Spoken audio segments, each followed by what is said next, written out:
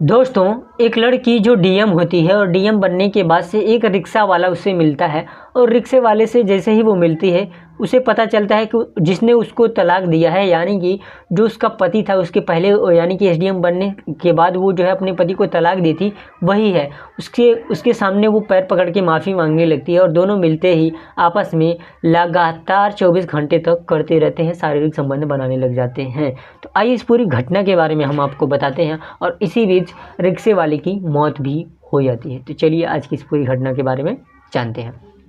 इस घटना की शुरुआत होती है उत्तर प्रदेश का एक छोटा सा ज़िला है गोंडा के पास में यहीं पे एक छोटा सा गांव है, वहाँ से, ठीक है। अब वो लड़की का नाम होता है प्रिया और उस लड़के का नाम होता है रामू। अब देखो, दोनों ये जो एक मैं स्टोरी जो मैं सुना रहा हूँ एक थोड़ी सी लोअर मिडिल क्लास फैमिली की है। एक लड़का होता है जिसका नाम होता है रामू बहुत ही लोअर मिडिल क्लास फैमिली से होता है। वो पढ़ने में काफ़ी अच्छा होता है, जिसकी वजह से उसकी पढ़ाई बहुत अच्छी थी। तो उसके माता पिता उसे पढ़ाने की उसके माता पिता की औकात नहीं थी, लेकिन वो बच्चा पढ़ रहा था और हर चीज़ में टॉप करता था। और उसी बीच में कि उसकी उम्र हो जाती है लगभग 18 साल। अब प्रिया नाम की एक लड़की होती है जिससे उसके माता पिता जो है क्या करते हैं कि शादी तय करवा देते हैं। अब शादी तय करवा देते हैं जो है उसके माता पिता और उसके दो लड़की के माता पिता, प्रिया के माता पिता और रामू के माता पिता, दोनों ही लोग जो है आपस में सहमति होती है और दोनों लोग जो है उन दोनों की शादी करवा देते हैं। अब क्या होता है कि उसके प्रिया की भी पढ़ने की ललक बहुत ज़्यादा थी, पढ़ने में काफ़ी अच्छी थी और जो रामू था वो भी पढ़ने में काफ़ी अच्छा था, बहुत बढ़िया था। और जिस वजह से कि रामू भी अपना पढ़ना चाहता था, लेकिन वो उसके घर के ऊपर ऐसी जिम्मेदारियां ही आ गई थी कि वो खुद जो है रिक्शा चला दिया करता था। रिक्शा चला करके वो जो है अपनी उसकी जो वाइफ थी उसका पढ़ने का बहुत मन था, उसका ग्रेजुएशन करवाया, ग्रेजुएशन करवाने के बाद उसको तैयारी करवाई।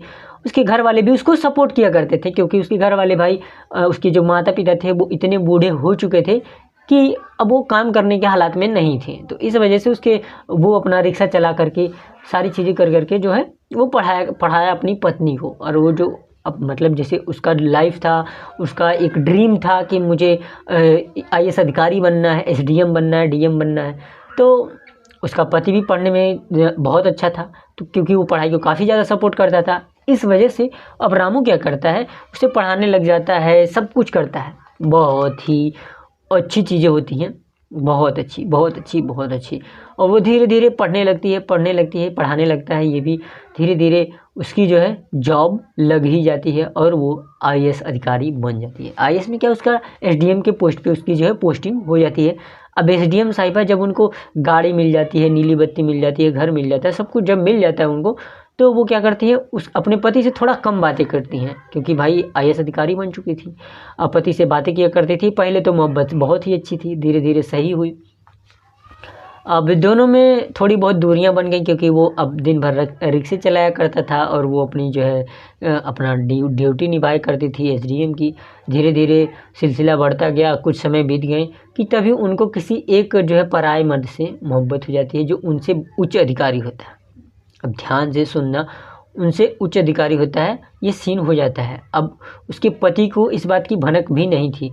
धीरे धीरे सिलसिला बढ़ता जाता है और इस तरह से वो जो है जिससे उसको मोहब्बत हुई थी वो उसी के साथ जो है शारीरिक संबंध बनाया किया करती थी। धीरे धीरे उसके पति को पता चलती है तो उसका पति भी एकदम से टूट जाता है और उससे पूछता है कि मेरी क्या कसूर थी, मेरा यही कसूर था कि मैंने तुमको सपोर्ट किया हर बात। अब भाई देखो, कोई भी हो, चाहे आपका भाई हो, आपका बहन हो, आपकी जो भी हो, लेकिन अगर आप किसी के प्रति इतनी भावना रखते हो, इतनी ज़्यादा अच्छी चीज़ें आप कर रहे हो उसके लिए, अगर उसने एफर्ट्स करा है, अगर आपको सम्मान उस लेवल का नहीं दे रहा है तो आपको वो आदमी कितना हर्ट होगा आप खुद समझ सकते हो, ठीक है।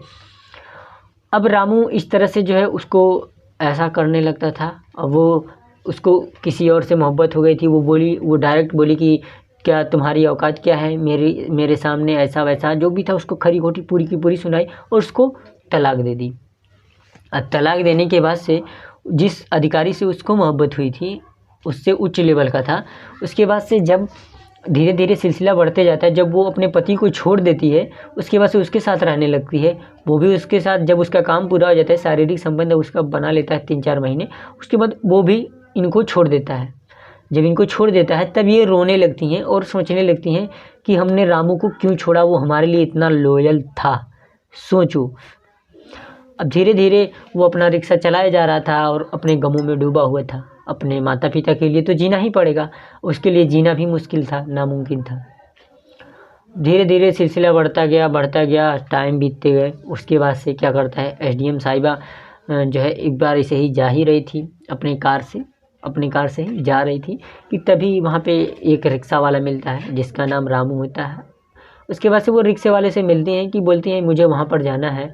और जैसे ही रिक्शा वाला पलट कर देखता है कि तभी जो उनकी पत्नी होती है उनके पैर उस रिक्शे वाले के पैर पर गिर करके माफ़ी मांगने लगती हैं और रोने लगती हैं।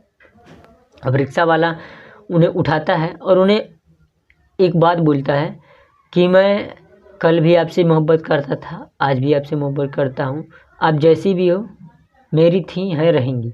यह कह करके वो दोनों फूट फूट कर रोने लगते हैं। अब उसकी आखिरी सांसें थी क्योंकि वो जीने का उसमें ललक नहीं था। उसके माता पिता भी अब इतने कमज़ोर हो चुके थे कि उनकी आखिरी सांसें चल रही थी। तो जैसे ही मिलती है वो अपने पति से बोलती है कि मुझे आपके साथ एक रात सोना है। वो बोलता है कि अब कुछ नहीं हो सकता है क्योंकि आपने हमें तो पहले ही पराया कर लिया है। लेकिन वो फिर से वो बातें कहती हैं कि हम फिर से आपके साथ रहना चाहते हैं। लेकिन वो बोलते हैं कि आज के बाद से तुम मुझे नहीं पाओगी, तुम एक बार दिख गई हो, फिर अब मुझे नहीं पाओगी। यह कह करके वो दोनों आपस में जाते हैं और उसकी आखिरी इच्छा पूरी कर देते हैं और उस कमरे में जा कर के सोते हैं। और दोनों मिलते ही शारीरिक संबंध तो बनाते ही हैं क्योंकि उस लड़की का वही लत था। भले ही वो एसडीएम बन चुकी थी लेकिन उसके जहन में सिर्फ वही चीज़ें चल रही थी। धीरे धीरे वो दोनों एक दूसरे से मिलते हैं और वो मरने की बातें हमेशा करता है। लेकिन वो जो लड़की थी वो उससे माफ़ी मांगती है, पैर में गिर करके घर वालों से हर किसी से माफ़ी मांगती है, पूरी मीडिया के सामने माफ़ी मांगती है। और फिर से वो दोनों अपनी नई ज़िंदगी प्रारंभ तो करते हैं। लेकिन इसी बीच वो क्या करता है कि जो देखो वो सारी चीज़ें जान जाता है उसके बारे में, यानी कि जो इसका पति होता है, यानी कि प्रिया का जो पति होता है वो उसके बारे में सारी चीज़ें, सारा काला चिट्ठा उसका जान जाता है। जानने के बाद से वो सोचता है कि अब मेरे जीने का कोई मकसद ही नहीं है। उसके 1-2 महीने बाद उसके माता पिता की डेथ हो जाती है। माता पिता की जब डेथ हो जाती है अंतिम संस्कार कर देता है। उसके 2-3 महीने बाद ये इनके बारे में पूरी जानकारी देखता है कि ये ऐसी ऐसे कर्मकांड की हैं, ऐसे ऐसे लोगों के साथ की हैं। सोचो एक पति के ऊपर क्या बीती। अब वो भी जीने के हालात में नहीं था, वो भी जहर खा लेता है और सुसाइड कर लेता है, मर जाता है। अब यह करने के बाद से क्योंकि उनकी पूरी काली चिट्ठे बाद में दिखते हैं, फिर भी वो माफ़ कर दिया था लेकिन उनका फिर भी वही रवैया था उनके पास आने के बावजूद भी। इस वजह से उसने सुसाइड कर लिया। अब पूरी मीडिया में यह बात फैल गई और उन्हें भी जेल हो गई। पूरी मीडिया में बात फैल गई, एकदम से आग की तरह फैलने लगी। अब सारे लोगों के मन में सिर्फ एक ही सवाल थे कि आखिर उस व्यक्ति का क्या कसूर था, आखिर उस लड़के का क्या कसूर था। सिर्फ इतना ही कि उसने मेहनत करा, रिक्शा चलाया, खिलाया पिलाया और इनको एसडीएम बनाया, उसका सिर्फ यही कसूर था, है ना, यही कसूर था।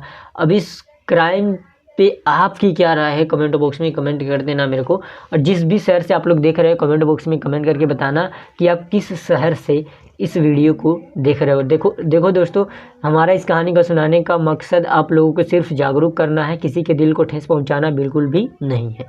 इस तरह से मैं डिस्क्लेमर एक बार ही बता दे रहा हूँ, ठीक है, ताकि आप लोगों को समझ में आ जाए। हमारे इस कहानी का सुनाने का इतना ही मकसद है कि आप लोग जागरूक हों, किसी के दिल को ठेस पहुँचाना बिल्कुल भी नहीं है, ठीक है। तो इस कहानी पे अपनी अपनी राय दे देना। और इसमें मैं तुम्हें बता देता हूँ कि ये जो एसडीएम साहिबा थी, इसके बाद जज साहब इन्हें भी जो है सज़ा सुनाते हैं उम्र कैद की। ये भी अपना जीवन भर जेल में रहती हैं। अब उन्हें इंसाफ तो मिला लेकिन उसका क्या, उसकी तो ज़िंदगी तबाह हो गई, बेचारा खुदकुशी कर लिया। अब इस पे जो भी राय है आप लोग अपना अपना कमेंट बॉक्स में दे देना। मुझे आप लोगों से जो है बहुत सारी बातें करनी रहती हैं, ठीक है, तो कमेंट करना ताकि मैं अगली वीडियो में आप लोगों का नाम ले सकूं। तो बस आज के लिए नहीं, जय हिंद, वंदे मातरम, bye bye, take care, love you all.